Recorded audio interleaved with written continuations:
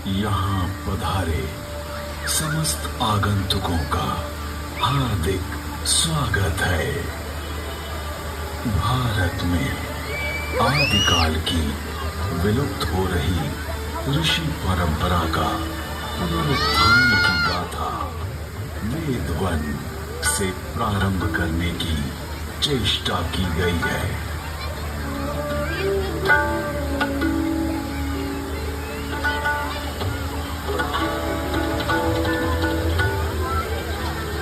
वेद परमपिता परमात्मा की पवित्र वाणी है, जो सृष्टि के प्रारंभ में मानव मात्र के कल्याण के लिए अग्नि, वायु, आदित्य, अंगिरा इन 4 ऋषियों के पवित्र अंतःकरण में उद्भूत हुई।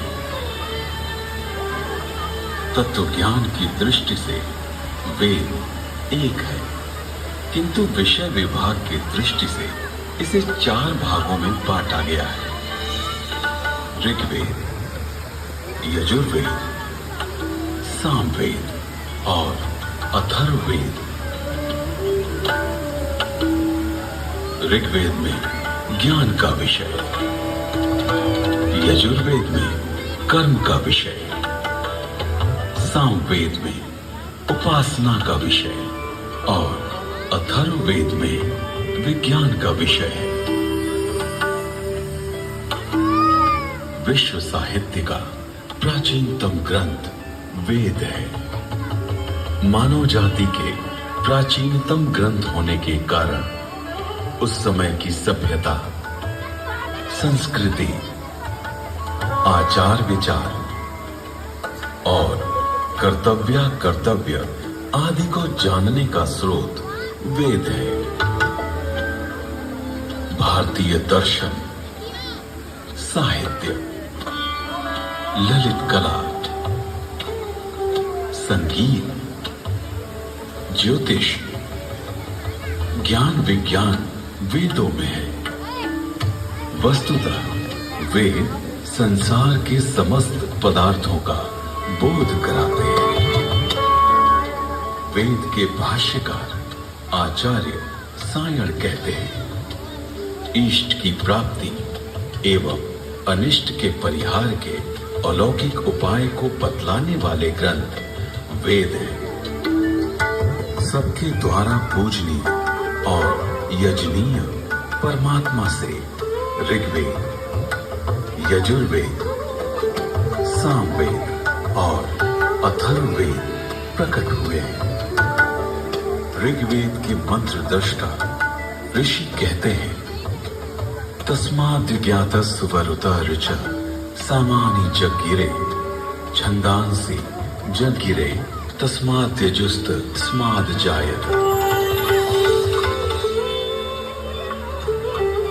ऋग्वेद, जिसके द्वारा विभिन्न देवताओं की स्तुति की जाती, उसे ऋग कहते हैं। ऋच्यते स्तूयते अन्य इति ऋग। इस प्रकार की ऋचाओं के संग्रह का नाम ऋग्वेद है। ऋग्वेद विश्व साहित्य का प्राचीनतम ग्रंथ है। ऋग्वेद में 10 मंडलों में 1028 सूक्त में 10,600 मंत्र हैं। यजुर्वेद, यजुर्वेद में कर्मकांड का प्राधान्य है, जिसकी समाप्ति अनियत अक्षरों वाली है अथवा जो गद्यमय है, उसे यजुष कहते हैं। अनियताक्षरावसानो यजुर। यजुर्वेद के 2 भाग हैं, शुक्ल यजुर्वेद एवं कृष्ण यजुर्वेद। शुक्ल यजुर्वेद में 40 अध्यायों में 1975 मंत्र हैं। कृष्ण यजुर्वेद गद्यात्मक है। सामवेद गीति साम है, गीतिषु समाख्या। संगीत का मूल उद्गम सामवेद है। सामवेद के दो भाग हैं, पूर्वार्चिक एवं उत्तरार्चिक। सामवेद में 1875 मंत्र हैं। अथर्ववेद, अभिचार मंत्रों का ज्ञान अथर्ववेद में है। इसमें आयुर्वेद का विस्तृत विवेचन हुआ है। इसकी शौनक शाखा में 20 कांडों में 730 सूक्तों में 6000 मंत्र हैं।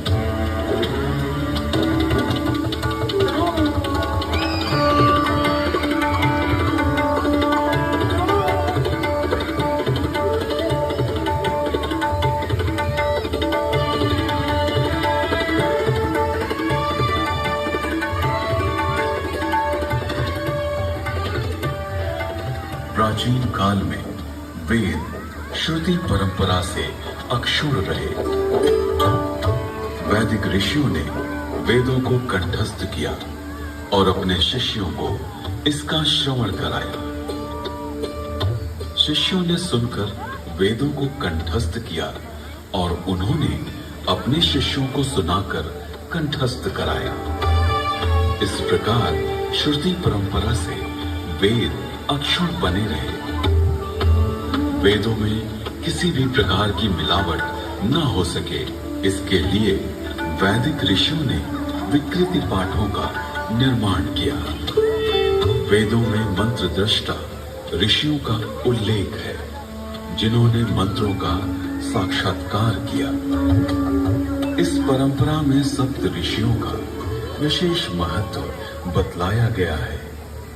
सप्त ऋषियों का वैशिष्ट्य उपनिषद एवं पुराणों में मिलता है। ये 7 ऋषि हैं: वशिष्ठ, विश्वामित्र, जमदग्नि, भारद्वाज, अत्रि, गौतम,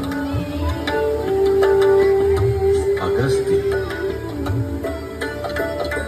वेदों में अनेक ऋषिकाओं का भी उल्लेख है। इन ऋषियों की परंपरा का अनुपालन करने वाले ऋषियों ने भी इन्हीं नामों को धारण किया।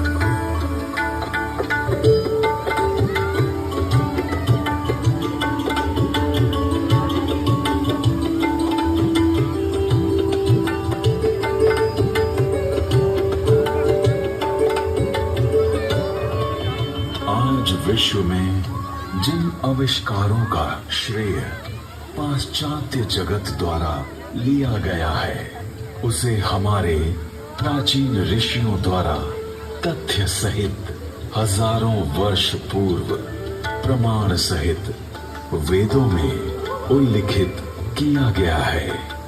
जैसे अगस्त्य संहिता में विद्युत उत्पादन के सूत्र मिलते हैं।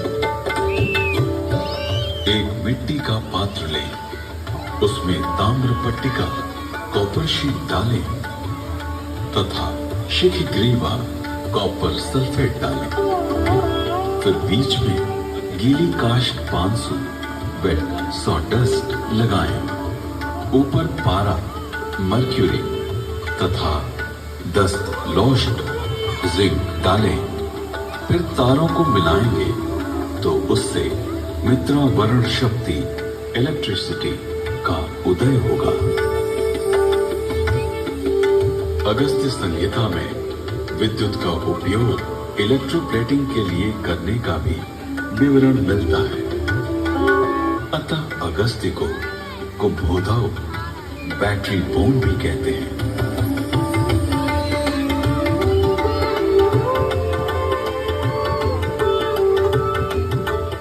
कुंभों उपरोक्त प्रकार से बने तथा श्रृंखला में जोड़े गए 100 सेलों की शक्ति का पानी पर प्रयोग करेंगे तो पानी अपने रूप को बदलकर प्राणवायु, ऑक्सीजन तथा उदान वायु, हाइड्रोजन में परिवर्तित हो जाएगा।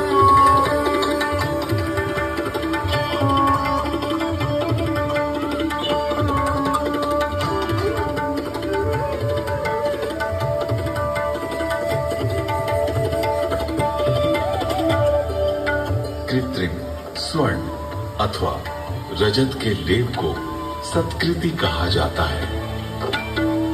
लोहे के पात्र में सुषप्त जल तेजाब का घोल, इसका सानिध्य पाते ही यवक्षार सोने या चांदी का नाइट्रेट ताम्र को स्वर्ण या रजत में ढक लेता है। स्वर्ण से लिप्त उस ताम्र को शातकुंभ अथवा स्वर्ण कहा जाता है। विद्युत तार, आधुनिक नौका चलन और विद्युत वहन, संदेश वहन आदि के लिए जो अनेक बारीक तारों की बनी मोटी केबल या डोर बनती है, वैसी प्राचीन काल में भी बनती थी, जिसे रज्जु कहते थे।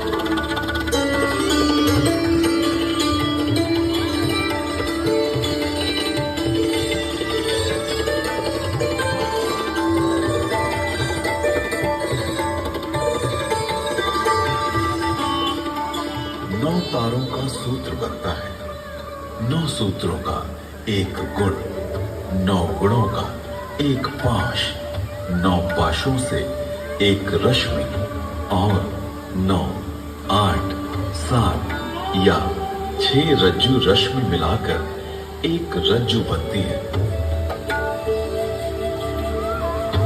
आकाश में उड़ने वाले गर्म गुब्बारे।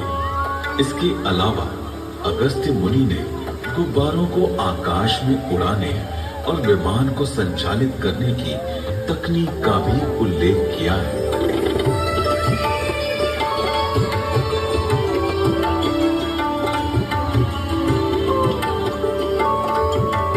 उदान वायु हाइड्रोजन को वायु प्रतिबंधक वस्त्र में रोका जाए तो यह विमान विद्या में काम आता है।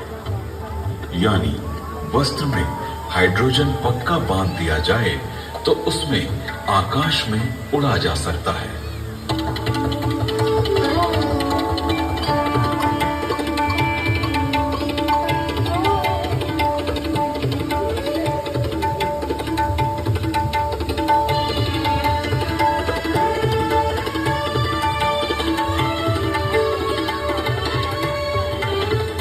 विमान वायु पर उसी तरह चलता है जैसे जल में नाव चलती है। तत्पश्चात उन काव्य पंक्तियों में गुब्बारों और आकाश छत्र के लिए रेशमी वस्त्र सुयोग्य कहा गया है, क्योंकि वह बड़ा लचीला होता है। वायु पूर्ण वस्त्र। प्राचीन काल में ऐसा वस्त्र बनता था जिसमें वायु भरी जा सकती थी। इस वस्त्र को बनाने की निम्न विधि अगस्त्य संहिता में है।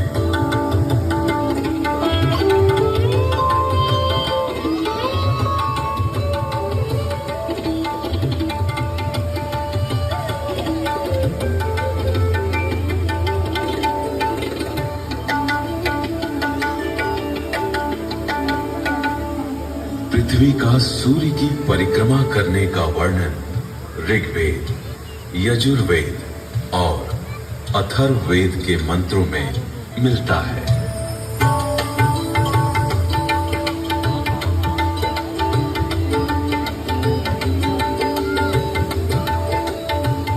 यह पृथ्वी घूमती है, अपनी माता अंतरिक्ष के सामने रहते हुए सूर्य रूपी पिता की परिक्रमा करती है।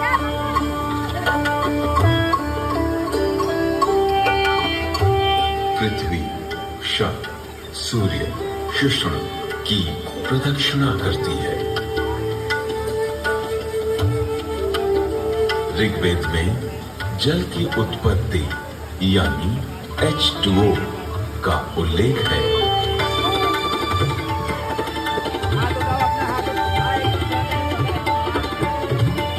जल की प्राप्ति के लिए मैं पवित्र ऊर्जा, एनर्जी वाले मित्र ऑक्सीजन और दोषों को नष्ट करने वाले वरुण हाइड्रोजन को ग्रहण करता हूं।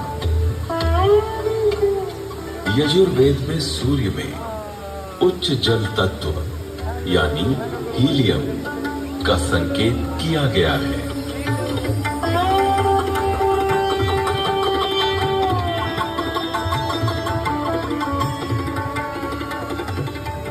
शक्ति से युक्त हाइड्रोजन, जो कि हीलियम के रूप में है, सूर्य में है।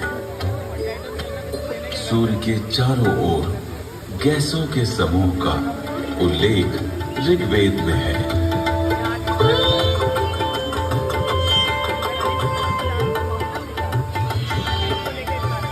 ऋग्वेद में ही सूर्य की गति और प्रकाशक होने का वर्णन है।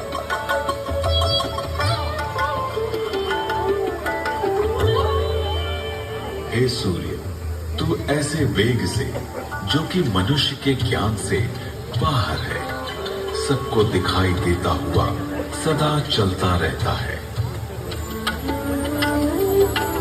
विश्व के प्रथम वैज्ञानिक अथर्वा ऋषि के अनेक आविष्कार का उल्लेख वेद में प्राप्त होता है। एक, वृक्ष आदि से अग्नि, ऊर्जा। अथर्वा ऋषि ने मंथन, घर्षण, फ्रिक्शन से ऊर्जा उत्पन्न की।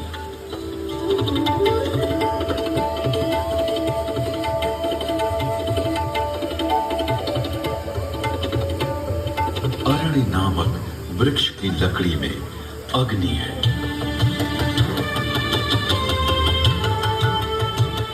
दो पत्थरों की रगड़ से भी अग्नि उत्पन्न होती है।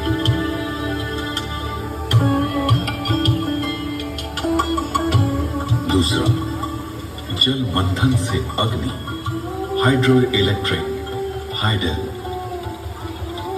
अथर्वा ऋषि ने तालाब के जल से मंथन, फ्रिक्शन के द्वारा जलीय विद्युत हाइडल का आविष्कार किया।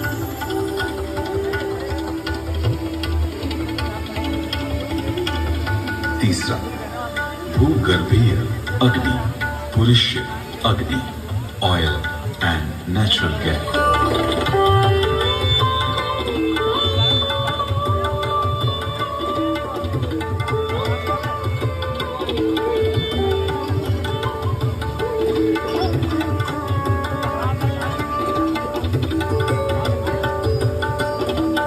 अथर्ववेद में सूर्य से पदार्थों के प्रकाशित होने अर्थात वर्ण, कलर प्राप्त होने का वर्णन है।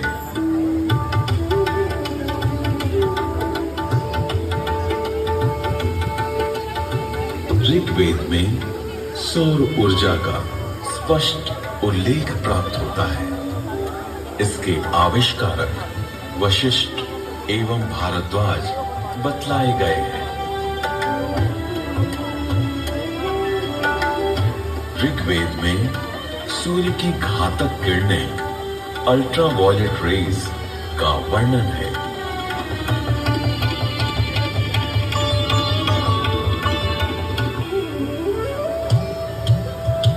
ऋग्वेद और अथर्ववेद में ओजोन परत यानी ओजोन लेयर का वर्णन है।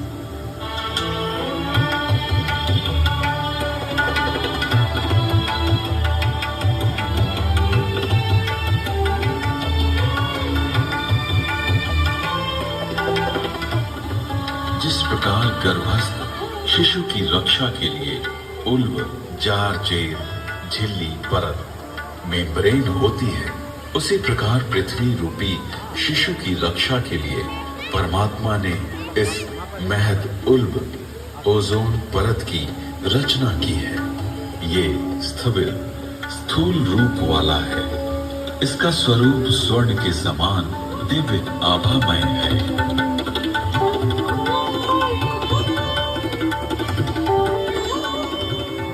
ऋग्वेद में पृथ्वी का अपनी धुरी पर घूमना बतलाया गया है।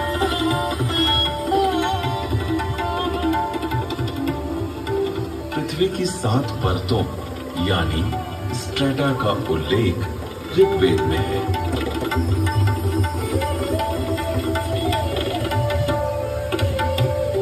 वेदों में पर्यावरण के संघटक तत्वों का निरूपण अनेक स्थानों पर किया गया है।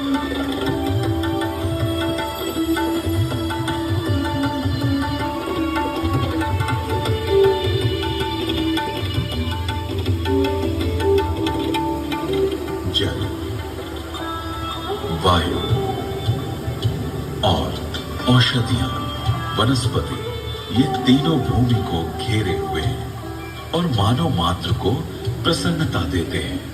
अतः इन्हें छंदस, छंद कहा गया है। इनके नाम और रूप अनेक हैं, अतः इन्हें पुरु रूपम कहा गया है। लोक को ये तत्व जीवन रक्षा के लिए दिए गए हैं।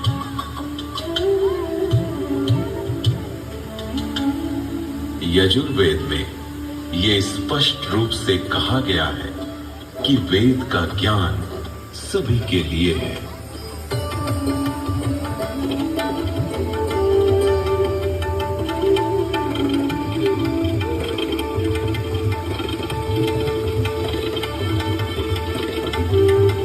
मैं ये कल्याणकारिणी वेदों की वाणी ब्राह्मण,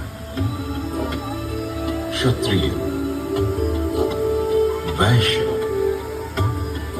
शूद्र, बल्कि अति शूद्र आदि सभी लोगों के लिए देता हूं।